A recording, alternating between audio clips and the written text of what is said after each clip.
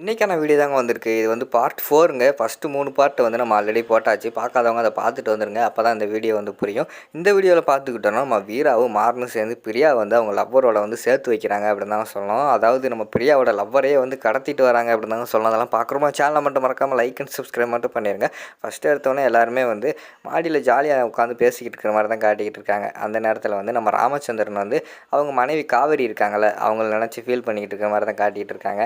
அண்ணே, இந்த உலகத்தில் எதுவுமே இல்லாமல் கூட வாழ்ந்துடலானே. கடவுள் இதில் நம்மக்கிட்ட சொல்லுவாங்க, கடவுள் வந்து நம்மகிட்ட எல்லாத்தையும் கொடுத்துட்டு ஒரே ஒரு குறை மட்டும் வைப்பான் அப்படின்னு சொல்லிட்டு, எனக்கு எந்த குறை வேணால் வச்சுருக்கலாம், ஆனால் என் மனைவியை மட்டும் என்கிட்ட கொடுத்துருக்கலானே, மனைவி இல்லாமல் வாழ்கிறதெல்லாம் ரொம்ப கஷ்டனே அப்படிங்கிற மாதிரி சொல்லிக்கிட்டு இருக்கிற மாதிரி காட்டுறாங்க. உடனே அங்கிட்டு மாறன் வந்து பேசுகிறாங்க, ஆமாண்ணே, எனக்கும் அம்மா நினப்பாவே இருக்குது. நான் வந்து சென்டிமெண்ட்டாகவே பேச மாட்டேன். இந்த நேரத்தில் அம்மா இருந்தால் நான் எவ்வளோ சந்தோஷமாக இருந்திருப்பேன். ஆனால் அம்மா இல்லை, எனக்கு ரொம்ப கஷ்டமாக இருக்குது. ஆனால் வந்து எனக்கு அம்மா மாதிரி எனக்கு வீரா வந்து கொடுத்துருக்கா. வீரா வந்து கண்டிப்பாக வந்து என்னை நல்லா பார்த்துக்கிட்டா கல்யாணத்துக்கு முன்னாடி, இப்போயும் நல்லா தான் பார்த்துக்கிறா அப்படிங்கிற மாதிரி சொல்லிகிட்டு இருக்கிற மாதிரி அவங்க 2 பேர் ஃபீல் பண்ணுற மாதிரி காட்டிக்கிட்டு இருக்காங்க. சரி, முடிஞ்சு போச்சு, அதை பற்றியெல்லாம் நீ எதுவுமே பேச வேண்டாம், இனிமேல் நடக்கிறத பார்ப்போம் அப்படின்னு சொல்லிட்டு நம்ம ராஜாவோட அப்பா வந்து சொல்கிற மாதிரி காட்டிக்கிட்டு இருக்காங்க. சரின்னு சொல்லிட்டு எல்லாருமே சாப்பிட்டு அந்த இடத்துல கிளம்பிடுறாங்க.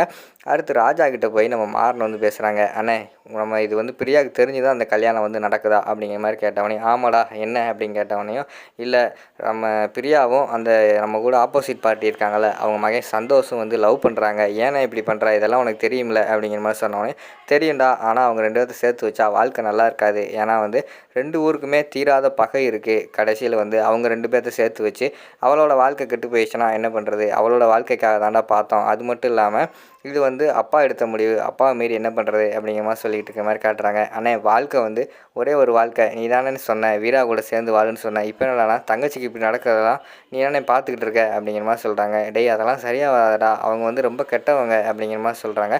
இல்லைண்ணே, அந்த பையனை பார்த்தா நல்ல மாதிரி தான் தெரியுது அப்படிங்கிற மாதிரி சொல்கிறாங்க. டேய், சொன்னால் நீ கேட்க மாட்டியா, இனிமேல் வந்து இந்த விஷயத்தை பற்றி பேச வேண்டாம் அப்படின்னு சொல்லிட்டு ராஜா வந்து அந்த இடத்துல வந்து போயிடுறாங்க. அடுத்த சீனில் வந்து தற்செயலாக வந்து நம்ம வீரா வந்து அங்கிட்டு கூட நடந்து வந்துக்கிட்டு இருக்காங்க. நம்ம பிரியா இருக்காங்கள்ல, அவங்க வந்து சூசைட் பண்ணிக்க போகிற மாதிரி காட்டுறாங்க. என்ன இவ இப்படி பண்ணிக்கிட்டு இருக்கா அப்படின்னு சொல்லிட்டு விறுவிறுன்னு உள்ளே போய் இறங்கு அப்படின்னு சொல்லிட்டு இறக்கி விடுறாங்க. அந்த இடத்துக்கு வந்து நம்ம மாறன் வேறு வந்துடுறாங்க. என்னடி பண்ணிக்கிட்டு இருக்க அப்படிங்கிற மாதிரி கேட்ட உடனேயும், இல்லை எனக்கு வந்து சந்தோஷம் வேணும், சந்தோஷம் இல்லாத வாழ்க்கை எனக்கு தேவையில்லை அப்படிங்கிற மாதிரி சொல்லிட்டு அவங்க முடிவெடுக்கிற மாதிரி காட்டுறாங்க. என்ன லூஸ் தானமாக பேசிக்கிட்டு இருக்க, இப்போ சந்தோஷம் தானே வேணும், சந்தோஷம் அவங்க கூட சேர்த்து வச்சா நீ சந்தோஷமாக இருப்பியா அப்படிங்கிற மாதிரி வந்து நம்ம வீரா வந்து கேட்குறாங்க. அதெல்லாம் சந்தோஷமாக இருப்பேன், எனக்கு சந்தோஷம் தான் வேணும் அப்படிங்கிற மாதிரி வந்து பிரியா சொல்கிறாங்க. உடனே வந்து நம்ம மாறன் வந்து சொல்கிறாங்க, என்ன பண்ணுறது அப்படின்னு சொல்லிட்டு யோசிச்சுக்கிட்டே இருக்கிற மாதிரி காட்டுறாங்க. பேசாமல் வந்து நம்ம பையனை தூக்கிடுவோம் அப்படிங்கிற மாதிரி சொல்கிறாங்க. இது என்னடி புதுசாக இருக்குது அப்படிங்கிற மாதிரி வந்து நம்ம மாறன் சொல்கிறாங்க. ஆமாம், ஏன் பொண்ணை தூக்குனா தான் வந்து கல்யாணம் நிற்குமா, பையனை தூக்கினாலும் நிற்கும்ல, வா ஃபஸ்ட்டு போய் தூக்கிட்டு வருவோம், அவன் தங்கச்சிக்காக எல்லாம் பண்ணி தான் ஆகணும் அப்படிங்கிற மாதிரி வந்து வீரா சொல்கிறாங்க. சரி வா போவோம் அப்படின்னு சொல்லிட்டு அந்த இடத்துல இருந்து விறுவிறுன்னு கிளம்பி போகிறாங்க. மண்டபத்துக்குள்ளே வந்து பயங்கரமான கெடுபிடியாக இருக்குது. எல்லாத்தையுமே இது பண்ணி போகிறாங்க. நீங்கள் யாருன்னு சொல்லிட்டு எல்லாருமே கேட்குறாங்க. அதே நேரத்தில் தான் நம்ம சந்தோஷுக்கும் கல்யாணம் ஏற்பாடு பண்ணியிருக்காங்க. நம்ம பிரியாவுக்கு கல்யாணம் நடக்கிற அன்றைக்கி சந்தோஷுக்கும் அங்கிட்டு கல்யாணம் நடக்கிற மாதிரி காட்டுறாங்க. அங்கிட்டு போய் எல்லாருமே கேட்குறாங்க, நீங்கள் யார் அப்படிங்கிற மாதிரி கேட்டவொடனே, நாங்கள் வந்து அந்த வீடு இந்த வீடு சொல்லிட்டு போய் சொல்லிவிட்டு எப்படியோ வந்து நம்ம மாறனும் வீராவும் உள்ளே போயிடுறாங்க. உள்ளே போய் பார்த்தா நம்ம சந்தோஷம் நல்லா கொரட்டை விட்டு நல்லா தூங்கிட்டு இருக்காரு. அங்கே ஒரு தூக்கு போட போயிட்டா, இவன் கொரட்டை விட்டு தூங்கிட்டு இருக்கானா அப்படின்னு சொல்லிட்டு டக்குன்னு வந்து நம்ம வீரா வந்து ஆயுதத்தை வச்சுருக்காங்க. ஸ்ப்ரே மாதிரி வச்சு அதை கர்ச்சீப்பில் அடித்து அவங்க ஃபேஸில் வச்சோடனே அவர் வந்து மயங்கிடுறாரு. இப்போ என்ன பண்ணுறது அப்படின்னு சொல்லிட்டு டக்குன்னு மூட்டை எடுத்து கட்டிடுறாங்க. கட்டிட்டு விறுவிறுன்னு தூக்கிட்டு வராங்க. போகும்போது ஒருத்தர் வந்து கேட்குறாரு, என்ன இது மூட்டையில் அப்படிங்கிற மாதிரி கேட்டவொடனையும், இது வந்து வெங்காய மூட்டை, நாங்கள் வந்து சமையல் பண்ண போகிறோம் அப்படி போய் சொல்லிவிட்டு அந்த இடத்துல வந்து கிளம்பி வந்துடுறாங்க. அவங்கள தூக்கிட்டு பிரியா கிட்ட கொண்டு வந்துடுறாங்க. யார் இது அப்படிங்கிற மாதிரி கேட்டவொடனையும், உன் காதலன் சந்தோஷ் அப்படிங்கிற மாதிரி சொன்னவொடனையும் திறந்து பார்க்காங்க. உள்ளே அவர் இருக்கார். 2 பேர் வந்து கட்டி பிடிக்க போகிறாங்க.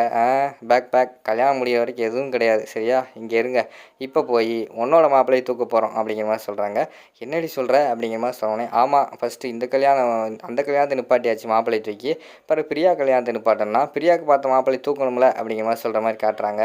சரி வாங்க போவோம் அப்படி சொல்லிட்டு பிரியாவுக்கு பார்த்த மாப்பிள்ளையை போய் வந்து பார்க்குறாங்க. அவரும் வழக்கம் போல் தூங்கிட்டு இருக்காரு. பாவம் இந்த மனுஷன் இந்த கல்யாணத்தில் வந்து இப்படி சிக்கிக்கிட்டாரே அப்படிங்கிற மாதிரி சொல்லிட்டு யோசிச்சுக்கிட்டு இருக்கிற மாதிரி காட்டுறாங்க.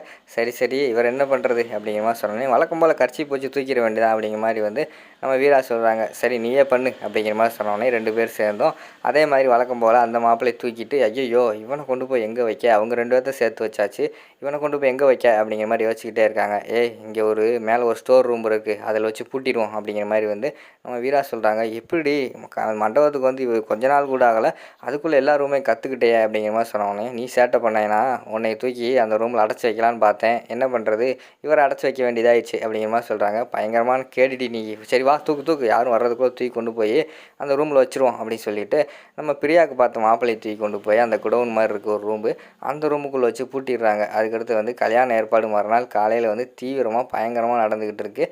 எல்லாருமே கல்யாணத்துக்கு வர ஆரம்பிச்சிட்டாங்க. அந்த நேரத்தில் தான் இங்கிட்டு பார்த்தா நம்ம பிரியாவுக்கு பார்த்த மாப்பிள்ளையை காணுன்னு சொல்லிட்டு இந்த கல்யாணத்தில் ஒரு பிரச்சனை நடக்குது. அங்கிட்டு பார்த்தா சந்தோஷம் காணுன்னு சொல்லிட்டு அந்த கல்யாணத்தில் ஒரு பிரச்சனை நடக்குது. சந்தோஷம் அப்பா கிட்ட அவங்க அம்மா சொல்கிறாங்க, எங்க பையனை காணுங்க, எங்கே போனான்னு தெரியலை அப்படிங்கிற மாதிரி சொன்னோடனே, இங்கே தாண்டி இருப்பான் தேடிப்பார் அப்படிங்கிற மாதிரி சொல்கிறாங்க. எங்க பையனே காணுங்க, எல்லா இடத்துலையும் தேடி பார்த்துட்டு வந்ததாங்க உங்ககிட்ட சொல்கிறேன் அப்படிங்கிற மாதிரி சொன்னோடனே, என்னடி அவன் எங்கேயும் போயிருக்க மாட்டானே, மண்டபத்தை சுற்றி தான் நான் அவ்வளோ ஆள் போட்டிருக்கேன், அதையும் மீறி அவன் எங்கே போயிருப்பான் அப்படிங்கிற மாதிரி சொல்லிவிட்டு அவங்க ஒரு பக்கம் தேடிக்கிட்டு இருக்காங்க.